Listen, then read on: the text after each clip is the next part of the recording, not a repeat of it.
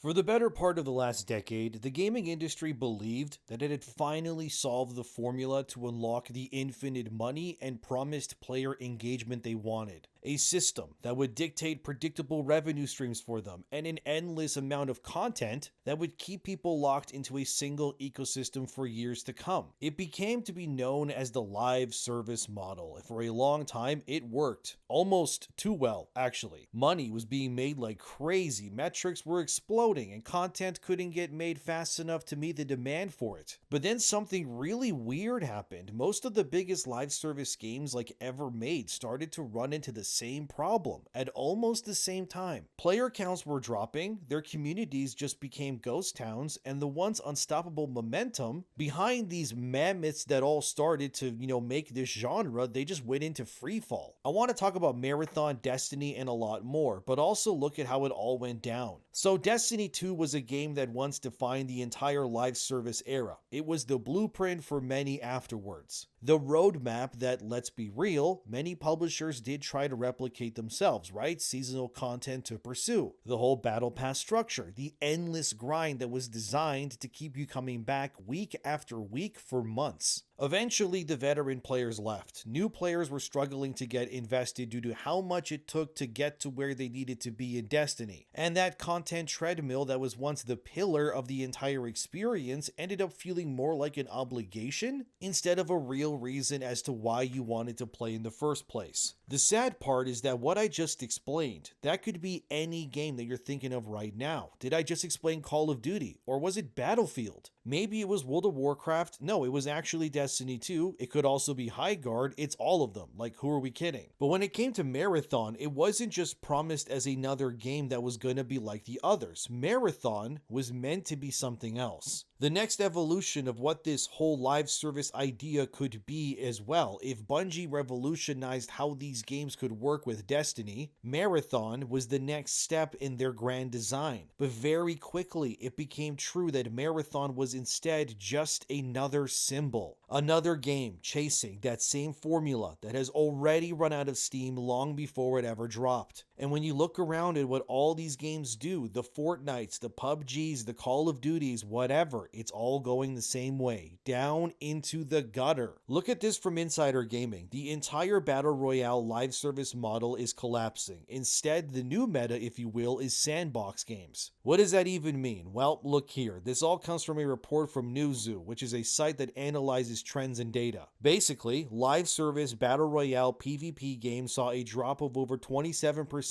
in playtime from 2024 to 25 already. In that same time frame, sandbox games have risen 36% in playtime. What's a sandbox game, you might also be asking? It's stuff like Minecraft, Roblox, Terraria, games where you can build things and be social with other people. These games, which yes, are still games and that are more often than not being used also as social hubs more than just being a game, if you get the idea. The other big thing that these sorts of sandbox games have is, for one, they're not really expensive to get into, which means that plenty of kids play them, like the Roblox and all that, and they also don't really require a subscription like an MMO does. Instead, you build stuff, you play with others, and in a sense, you live in the world quite literally, without needing to constantly shoot other players, or fear that they're gonna steal all of your loot in, say, a marathon or something else. The problem with Marathon is they cater to a very specific crowd of people, right? The streamer high-octane PvP demo, which is fine, I guess. But the result has been nothing extraordinary because that player base is, let's be real, kind of diminishing. Here's a graph that Newzoo provided. As you can see clearly, sandbox games and adventures went up, and then Battle Royale or PvP games in general went down. Shooter games are obviously still a huge audience, but they're not really showing up as much for the core PvP games. Instead, most shooter fans are now opting for stuff that are PvE instead, right? Helldivers, even Arc Raiders, which has also begun now to turn more into a PvE over a PvP game in recent months. Because again, the PvP crowd is not going to keep a game like that alive, but the casual people who want more friendly interaction with other users will. In general, as seen here from Newzoo, most PvP games they fell off a cliff in 2024 and 25. Marvel Rivals obviously had a huge boost because it released at the end of 2024. So naturally, as a new game, it could only really go up because it didn't exist up until that point. But even now, Rivals is also starting to trend downward as that gets older as well. But as you can see there, Call of Duty is down 33%, Siege is down 24%, and Destiny 2 is down the most with a staggering 40% of its player base gone. Look at Marathon, right? It should have in theory had its Marvel Rivals moment, where it should have shot off to 2 or maybe 300,000 concurrent players right out of the gate. Why wasn't it turning into Arc Raiders? Why wasn't this another Destiny on Bungie's hands again? Instead, Marathon peaked far below its predecessors as seen here on the Steam charts recently as I'm writing this on a Saturday. So people actually do have the time off to play it, and even then, it's only almost at about 50k players, which isn't bad, I'll be honest, but it's not exactly breaking any records either. So it's becoming very clear that a Marathon is likely the end of a golden age for these sorts of games. Finally, these same systems and monetization and treadmill mechanics, they are wearing thin on people as a whole. It doesn't matter what the world is or which characters you inhabit in it. You could be Psylocke in Rivals or Tracer in Overwatch or Captain Price in Call of Duty. Whatever the hell the shells are in Marathon, it doesn't matter, it's the same thing. People are instead growing tired of it all, and I can't blame them because that treadmill way of playing games starts to feel unexciting because the experience isn't built around offering you something unique or cool, but just stuff to chase because. Like, I'm almost done 100%ing Resident Evil 2 Remake myself currently. I've replayed that game 6 times in the last week and then some, but those 6 playthroughs amounted to not even 20 hours of gameplay, yet I feel more fulfilled with that 6 playthrough run of Resident Evil 2 than I ever did playing some live service game in the last few years, because I can feel myself getting better at it, understanding its mechanics, and I keep discovering new things that I can do in that sandbox, so to speak. Look, I'm not saying that Marathon doesn't also offer cool things either, but it's also the fact that it is a PvP game at its heart that just doesn't really interest most people these days. The very obvious shift is this now. Games where the content is drip-fed through scheduled updates are not doing as hot because the players themselves are the ones wanting to create their own adventures these days. Again, look at Minecraft. Some may say you can't compare Minecraft to Marathon, but you can, actually. Because no matter what, every one of these games is still fighting over the same sort of players' eyes, and you'd be wrong to think that Minecraft existing doesn't somehow eat into the same pies of the Fortnites or the Call of Duties, the Marathons, the Destiny, or whatever else. Minecraft is a beast for a reason. It's more than a decade old, yet it's more popular than ever right now. And Minecraft represents exactly what Insider Gaming and Newzoo were saying before about that shift from what people wanted versus what they want now. Minecraft is destroying everyone around them, not because of an aggressive monetization strategy that they are beholden to, and neither because of some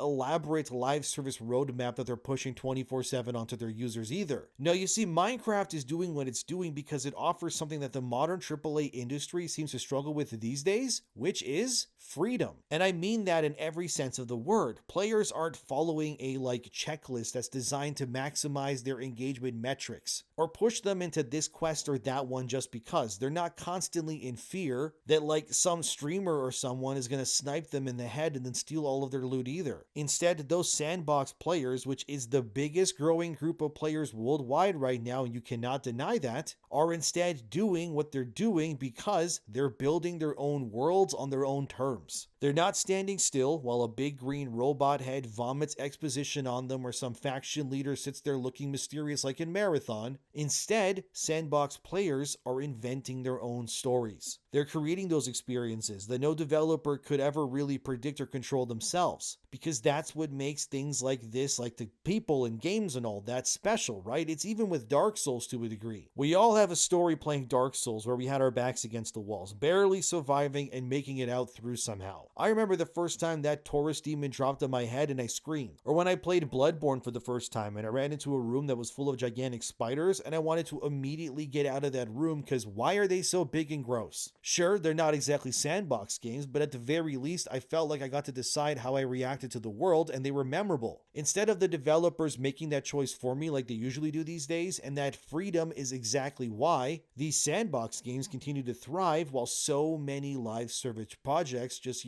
struggle to maintain the momentum they need. Highguard is obviously already dead, rest in peace to that game. 45 days, that's all it got, and now it's dead and gone forever. However, Marathon is bleeding players, yet Minecraft and Roblox are thriving. Gee, I wonder why. Probably because when players feel like they're part of the experience rather than just consumers of it, they stay. And they want to keep playing those games. Might just be a thought to consider if you're making something, but it is what it is. And that contrast highlights a much larger problem that is facing AAA right now. Because for years, all the massive studios would chase was scale. We need bigger budgets, we need more content, more systems that are designed to keep people logged in as long as humanly possible. But somewhere along the way, something got lost that really mattered, which was creativity. The focus then shifted away from making something memorable and instead just becoming something to build toward whatever could sustain a business model instead. Now, the consequences of that shift are becoming impossible to ignore, no matter who you are in the space. I mean, you got plunging player counts across all of the bloated live service games. Studios are pouring hundreds of millions of dollars into projects that struggle to maintain relevance months after launch. Marathon just happens to be the latest example of that, right? Marathon should have worked, but it's not doing what Bungie intended it to do. Some people lied about the sales numbers online, claiming that Marathon sold 2 million copies already, but it wasn't true. There actually isn't any concrete sales data that Bungie nor Sony has released on the game yet. And yeah, that's really weird. Usually that sort of announcement would come a day or two after launch if the game was doing hot, but it didn't. Actually, in case you didn't know, something weird happened with Bungie recently too. This is from ixbt.com. As you can see, Bungie canceled 2 of its game developer conference talks at GDC, which just happened by the way. And those talks were about network tech, and the other talk was about how to launch a successful live service game in 2026. I'm not even kidding, by the way. Look at the name here on screen, right? The now canceled talk was called Automating Marathon. How Bungie went from 10 automated tests to over 100 new reliable tests to deliver a high quality, stable live service game. And then they canceled it right before GDC went live after Marathon released 2 and was not exactly stable. Yeah, I mean, something there stinks. I just know it.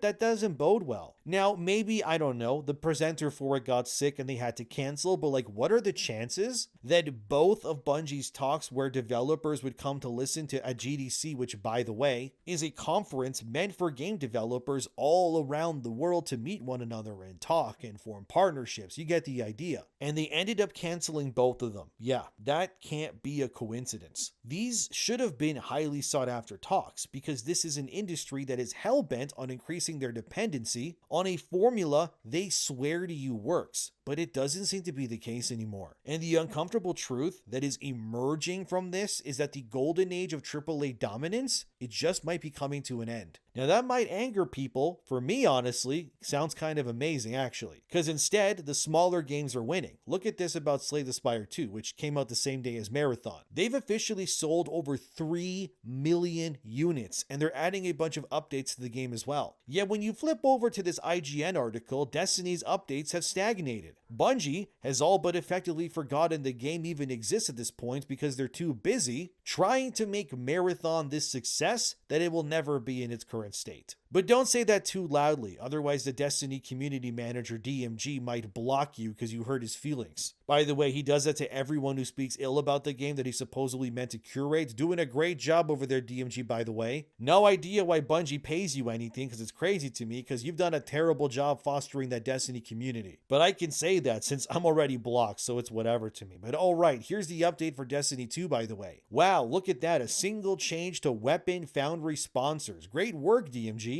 You really worked hard on that blog post with your team now, did you? Seriously, what a mess Destiny has become for Bungie. And to think they thought it was a good idea to let that whale die to pursue this other thing is just beyond me. As Forbes posted here, Destiny 2 has lost about 97% of its overall player base since the final shape. And they're clearly not showing up for Marathon either based on those numbers alone. Someone go and wake up DMG from his sleep at his desk and get him posting. Because that guy is asleep at the wheel for so long while the company he apparently works for has been dying from bad self-inflicted PR nonsense all of the time. Forbes laid out 3 reasons why Bungie is absolutely cooked. One is that Destiny 2 is live service and has been out for too long, so that it's considered old, I guess. Second reason is that its content model isn't working, but the third one says, as seen here, the greater problem for Bungie as a whole, the studio, is now a combination of 2 different, very big games, Destiny 2 and Marathon. We now measure things by both of those games, each as live games requiring a tremendous amount of of ongoing work and funding. Marathon, by all accounts from those who stuck with it, is quite good, but it also did not launch as some blockbuster studio reviving mega hit either. If the player base settles on the lower and Destiny 2 does not recover, that is very, very bad for Bungie's prospects. Yep, exactly this. The only thing that can save Bungie right now is a last-ditch Hail Mary attempt at a possible Destiny 3, but they already canceled that game before apparently, but who knows at this point? It was allegedly codenamed Payback back then, but with how things are going right now, like Bungie needs a win, and Marathon was not the shot in the arm they wanted. It's not the only doom-scrolling Cope article though. Gaming Bolt had this one also titled, "Marathon is amazing, so why does it already feel like it's in trouble?" That's because it is in trouble. As I said in other videos, Bungie has cooked their player base time and time again with so many false promises and under-delivering. They're not offering any reasons to return to their games, and their bright idea was, let's make a PvP game in an era where the trajectory is anything but PvP games right now. But there were many problems from a massive delay on Marathon's part, the lackluster response to its open beta, which sealed its fate in my opinion, because most people got to try the game out for free right before launch and realized, oh, it was exactly what they hoped that it wouldn't be. And then you had those accusations of plagiarism, which ended up being true. That did not help at all, and this all soured everything. Bungie also recently addressed audio feedback concerns, which made them too loud apparently, and now they're reverting them. Again, what are we doing? This is a so-called premier PvP experience that's unable to nail the audio, arguably one of the most important aspects of a game like this. For example, when I was playing the Server Slam, Marathon's audio was a nightmare for me. If someone was shooting at me, I genuinely could not tell based on the audio feedback at all. If someone was running to find me, I didn't know based on the audio if they were above me, below me, beside, in front, no idea, couldn't tell you. The audio was just cooked. In most PvP games, you can't triangulate where someone is based on sound alone. Like, go play Fortnite right now and you'll see exactly what I mean, or even Call of Duty, but Marathon was just a wall of noise. There was no way of knowing anything. The whole thing was a mess, so no wonder people didn't show up for it, but incredibly though, even the viewers are mad too. For example, as I'm writing this, the Burnt Peanut is doing a sponsored stream for Marathon, and his comments are just people mad that he's playing the game again. If not even the viewers want to see this sort of stuff, like what are we doing then? Look, it's clear that the future is more of what we can call sandbox games, or really just games that don't hold your hand and let you do what you want to do. And Marathon might have worked maybe 10 years ago, but these days it's not something that most people seem very interested in. The fact that Bungie still hasn't announced sales is very worrying, but you know things are cooked when smaller games with much smaller budgets are annihilating your AAA high-budget shooter games day one now. Because when these smaller, more creative experiences continue to capture the imagination of players, and now your billion-dollar franchises are struggling to hold attention like they used to, the message from the audience is becoming very clear. The people don't want the treadmills anymore. They're sick of this stuff. They want worlds that are worth exploring again. And if the AAA industry can't remember how to create those worlds again because all they know how to do now is make engagement bait over real games again, then the future of gaming may belong to the developers who never forgot how to do that, and that's what we're seeing now. At this point, Marathon's promise to be some golden age was never to be. Unless Bungie, I guess, maybe goes free to play soon, I mean honestly, and dramatically changes the game, which, let's be real, that would take way too much time, and would Sony even be willing to give them the budget to do what needs to be done? I don't know, it's all up in the air right now. But Bungie was a $3 billion buy for Sony, and so far all Bungie has been is a burden to Sony's operations. Nothing is going the way they planned, and I hope this is not only a lesson to Bungie, but Sony as a whole too. Stop chasing this sort of stuff. Return back to what people cared about in the first place, and how much more do these people need to lose before they realize enough is enough with this sort of stuff? Nothing would make me happier than to see Bungie return to their roots, where they used to ship complete games with a great campaign and multiplayer attached to it like in the good old Halo days. The potential of Destiny as a franchise even is so vast, yet it still feels like they scratched the surface with it. It just doesn't make any sense to me why you would have this massive game full of potential with a decade and then some of experience and systems behind it, and then not spend the resources to fix that, but instead pivot into one category of your previous work, which is Destiny, and take the part of that game that people like played the least, which is the PvP, and then turn that into a whole game instead. The reason why Bungie was so beloved before was because they were doing the sandbox before anyone else really was. Halo 3 especially and Reach, they were sandboxes already. Besides the watertight amazing campaigns and gameplay that had memorable characters and stories and sequences we all remember, they had the Forge mode, which was essentially the prototype of what the sandbox game would inevitably become one day. Bungie allowed you to make whatever you wanted, weird zombie game modes in Halo 3, racetracks that players made, and it was easy to search up because the community made the levels to play them with your friends and everything, and it was awesome. Then with Destiny, in a sense, they had the open patrol zones, the cool mysterious exotic quests and whatnot that had puzzles that needed solving that the community came together to do. The day one raid races where teams would throw themselves at insane mechanics while thousands watched worldwide. There is none of that here with Marathon. Secrets, I guess, sure, but it's nowhere near as captivating. No day one raids. Just completing bounties and shooting other players, I guess. Bungie has lost sight of why people play their games. I understand you'll hear those who say you need to play Marathon for maybe 8 or 10 hours before it clicks for you, but in my opinion, in a genre of games like a live service shooter, that's an impossible ask for most people. Your game should be fun from the moment you play it, not hours upon hours later. Again, I don't want Bungie to die, but they need to pivot, and that's more true than ever right now. Otherwise, the studio that made Halo and Destiny, they might close down, and while some may say it's cause of PlayStation, not really, no. We learned this already back in the day when Bungie worked with Activision on Destiny originally as well. Once Bungie left Activision, if you remember, during that Destiny deal and they got all the full rights to the IP, it was seen as like this huge gotcha, right? It was supposed to be like a massive,